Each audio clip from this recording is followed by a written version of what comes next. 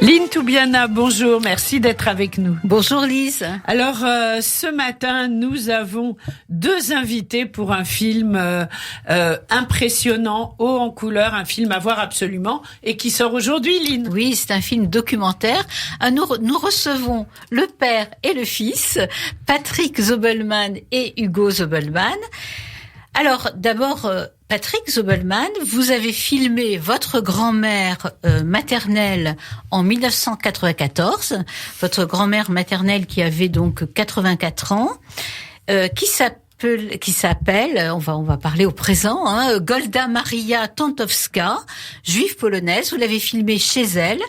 Et face à la caméra, elle va raconter sa vie, toute son existence, de sa Pologne natale, en passant par sa jeunesse à Berlin, par son séjour dans la France occupée, sa déportation à Auschwitz et Bergen-Belsen, et puis jusqu'à son retour en France, jusqu'à son retour au Lutetia. Alors, avant d'en parler avec tous les deux, puisque vous avez co-réalisé le film, le père et le fils, 25 ans après, nous allons écouter la bande-annonce. Tu es né en quelle année 1910.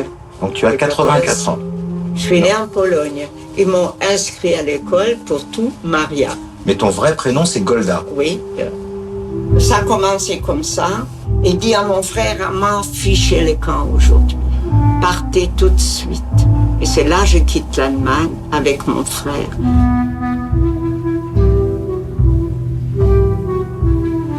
Et on était ramassés par les Allemands le 1er mai, tu sais, avec le muguet. De Drancy à Paris, 3 jours. Ils ont fait très vite. Tu te souviens du numéro de ton convoi 75. C'est l'avant-dernier. Oui, c'est l'avant-dernier. Et c'est comme ça qu'on est arrivé à Auschwitz. C'est là que j'attendais crier derrière moi. Donnez vos enfants aux gens âgés. J'ai donné Robert à ma belle-mère. J'ai dit, gardez les enfants. Et là, on était séparés.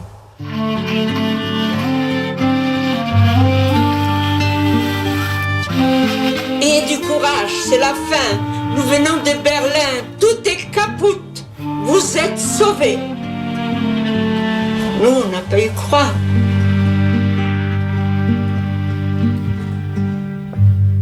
Voilà, donc vous avez entendu la voix de Golda.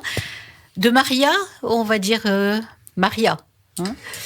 Vous l'appeliez comment dans la famille ? Moi, je l'ai toujours connue sous le nom de Maria. Sous le nom de Maria.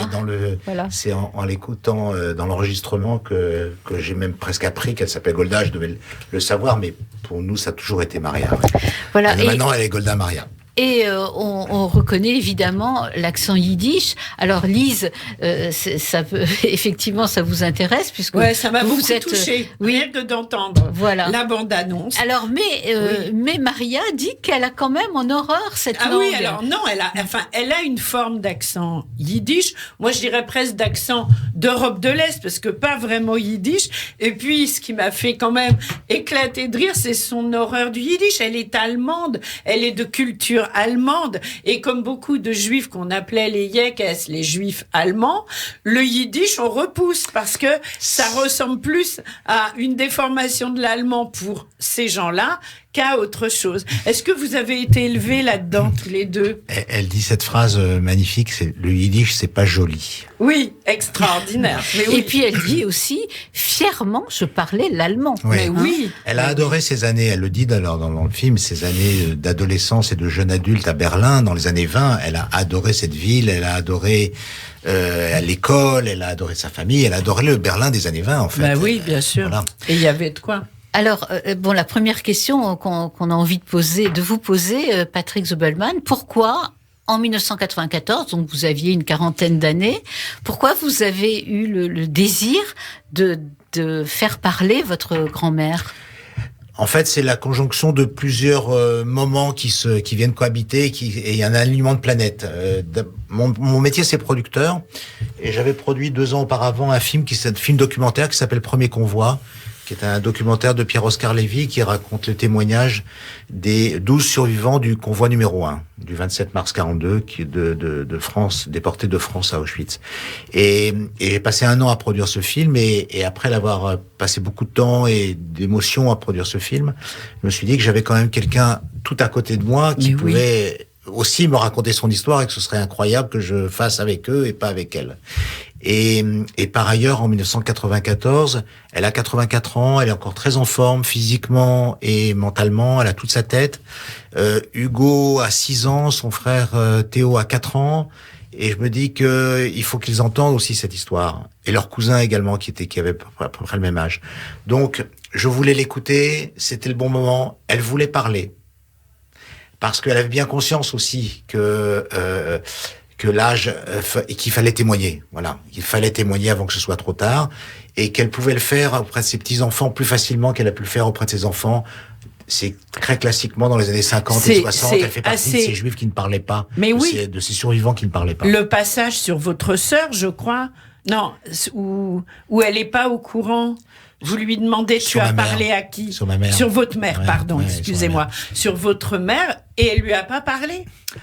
Alors, après, les versions diffèrent, évidemment. C'est-à-dire que ma grand-mère dit dans le film qu'elle ne savait pas. Quand j'ai interrogé ma mère, quand elle a vu les rushs du film, elle dit, j'ai rien appris. Bon, donc alors après, ça c'est un peu paradoxal, mais comment ça passe, on ne sait pas. Ça fait partie de la mémoire. Elle disait aussi qu'elle écoutait un petit peu aux portes quand même. Oui, elle c'est-à-dire que Maria avait l'habitude d'en parler seulement avec 2 personnes qui étaient ses 2 amies rescapées avec elle de retour au Lutetia, et donc elles en parlaient, elles s'enfermaient dans la chambre et elles en parlaient. On n'en parle pas dans le film, mais nous, on le sait, et elle nous l'a dit. Et Simone, donc ma grand-mère, la mère de Patrick, dit qu'elle a plutôt appris ça comme ça, non pas que Maria lui ait parlé, mais plutôt qu'elle ait entendu aux portes. Bien sûr. Alors, vous, Hugo, est-ce que vous avez bien connu votre arrière-grand-mère ? Je l'ai bien connue puisqu'elle est morte quand j'avais 22 ans en 2010. Donc on a eu le temps d'avoir une relation. En revanche, c'est vrai que c'était vraiment à la fin de sa vie et que au moment où moi j'ai un souvenir très fort de elle qui a toujours dit comme une blague, une parodie de sa longévité, de dire je serai là au moins jusqu'à ton bac. Et il y avait un exploit comme ça de devoir rester jusqu'au bac. Et puis finalement elle a vu mon bac et puis elle a vu celui de mon petit frère et puis celui de mes cousins, etc. Et on avait cette relation là où elle voulait me voir un petit peu grandir. On a eu une relation où tous les mercredis j'allais déjeuner chez elle, etc. C'était une arrière-grand-mère, quoi. C'est avec tout ce que ça a de plus précieux. Moi j'étais adolescent, donc j'ai pas eu le temps ou l'occasion de pouvoir m'intéresser à elle de son vivant comme Patrick l'avait fait 20 ans plus tôt. D'autant plus qu'on le voit dans le film, c'est une personnalité, hein, c'est une femme très digne, très très élégante, très coquette et qui a un sens quand même, qui a une certaine verve. Oui. Alors, donc, vous l'avez interviewé en quelque sorte en 1994, mais après, 25 ans plus tard, tous les deux, vous avez eu ce désir de la filmer. Alors, comment est venu justement ce désir de faire le film, Alors, alors il y a 2 réponses possibles là aussi. Il y a la première réponse factuelle qui est de dire, en fait, je l'avais enregistré, j'avais fixé son témoignage sur une bande, et donc le travail était fait. J'ai fait des copies pour les enfants. Il y avait 10 heures de rush. Voilà, vous pouvez voir votre grand-mère, votre arrière-grand-mère autant que vous voulez. C'est fait. Ça, c'est la réponse factuelle. Et après, du coup, c'était une étagère et j'y ai plus pensé en fait d'une certaine manière. Et puis l'autre réponse qui est de dire, il m'a fallu 25 ans pour réaliser que le travail n'était pas fait, pour réaliser qu'en fait j'avais fait la moitié du chemin, que je m'étais contenté de quelque chose qui était insuffisant, et que si je voulais vraiment connaître mon histoire, il fallait que je travaille et que je me mette à travailler ces rushs, à pas me contenter de les avoir, voilà. Et du coup, c'est ma femme qui en 2018 m'a dit, mais il faut que tu montes ça, tu peux pas voilà. Personne va regarder ça, vous avez pas fait le travail. Et elle avait tout à fait raison. Et donc, à ce moment-là, Hugo était devenu réalisateur, avait sa station de montage à la maison. Et je pensais que plutôt que de m'adresser à un monteur professionnel que je connaîtrais pas, c'était de la bonne idée de faire ça avec Hugo. Et je dois dire qu'on a passé une année très dense, très forte, très émouvante. Et Hugo a fait un travail formidable. C'est vraiment lui qui a monté le film. C'est lui qui lui a donné sa forme. C'est lui qui a trouvé les musiques. Enfin, c'est vraiment. Il est sûr que c'était la personne ad hoc, quoi. C'était pas avec ce lien filial. Ouais. Alors, non seulement les musiques, mais les photos aussi. On voit des documents incroyables. J'avais envie qu'on en dise un mot. Dans ce documentaire, il y a des photos de famille, mais il y a aussi des images d'archives. Mais oui. Bon, et c'est pas uniquement on peut penser que est-ce que vous avez été influencé par Claude Lanzmann? Alors, j'avais vu Shoah, bien entendu, et j'ai vu Sobibor. Le film qui m'a vraiment impressionné chez Lanzmann, c'est Sobibor, mais que j'ai vu après, en 2000, je crois. Donc oui, probablement, mais pas. Je me suis pas dit je vais faire un film comme Lanzmann. En fait, j'ai posé la caméra parce que je savais pas où la poser autrement. Enfin. Et puis surtout, tu t'es pas dit que tu faisais un film. Alors, c'est très important de le dire. Tu as interrogé, tu as eu une discussion avec ta grand-mère et tu as eu l'intelligence de mettre une caméra et de placer un micro. Ouais. Mais ça a jamais été. C'est pas parce qu'on met une caméra qu'on fait un film. Exact. C'était enregistrer sa voix et son image, fixer sa voix et son image, mais pas faire un film. C'est vrai que l'idée de faire un film est venue en fait quand on a monté le film avec Hugo. Est venue après l'avoir monté. Même. Et après l'avoir monté, on l'a montré à Muriel Ménard, qui est une de mes associées, et à Karen Wozniewski, qui produisait l'autre film d'Hugo, Soul Kids. Et toutes les deux ont dit mais vous pouvez pas garder ça pour vous. Et c'est elles en fait qui ont décidé du destin d'en faire un film d'une certaine manière. Parce que nous, ça restait toujours un montage à montrer pour la famille, quoi. Pour la famille, et puis plus le montage devenait sophistiqué, parce qu'on y mettait du temps, du cœur, et plus on se disait qu'il fallait que ça puisse être offert à toutes les médiathèques possibles. Oui, voilà. Il y avait quand même cette portée-là dès le départ, mais qui a rejoint une dynamique de cinéma, et là, le film est devenu un film. Alors, avant d'en venir au contenu de son récit, on va écouter une des musiques, certainement qu'elle aimait beaucoup, le clarinettiste klezmer argentin, Djora Feldman.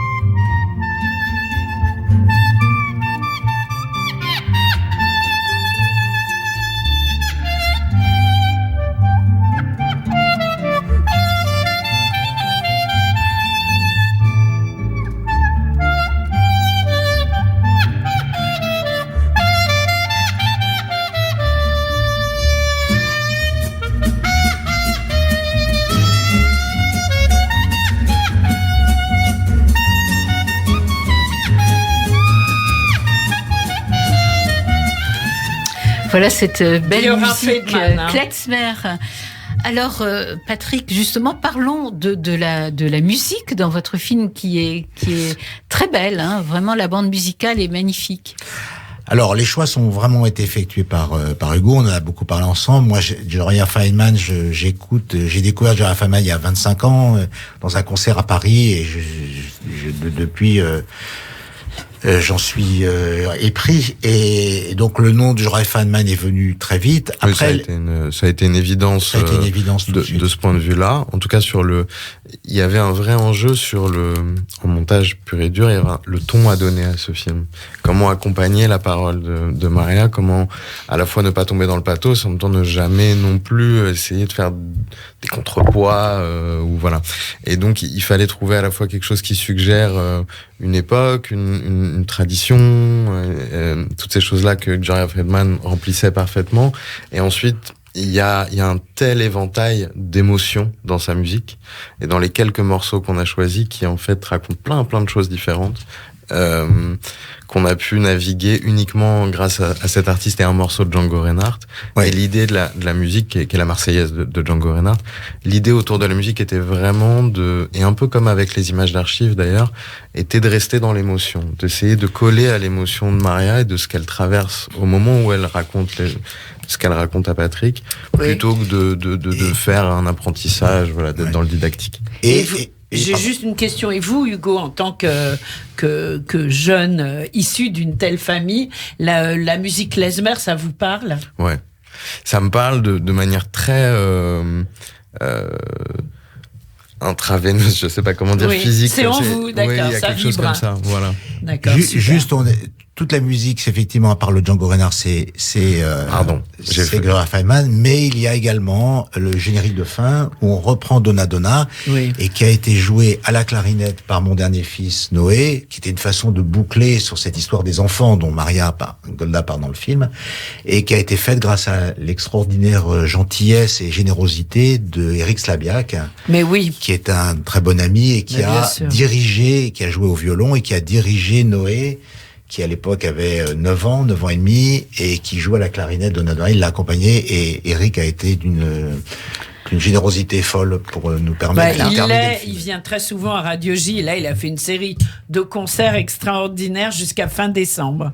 Merci de l'avoir mentionné, je m'en serais voulu de ça. Alors, venons-en maintenant au récit de votre grand-mère, donc, qui a été déportée à Auschwitz, qui en est sortie à l'âge de 38 ans de cet enfer, et elle n'avait pas parlé avant cet entretien avec vous. Elle n'avait pas parlé avant de sa déportation.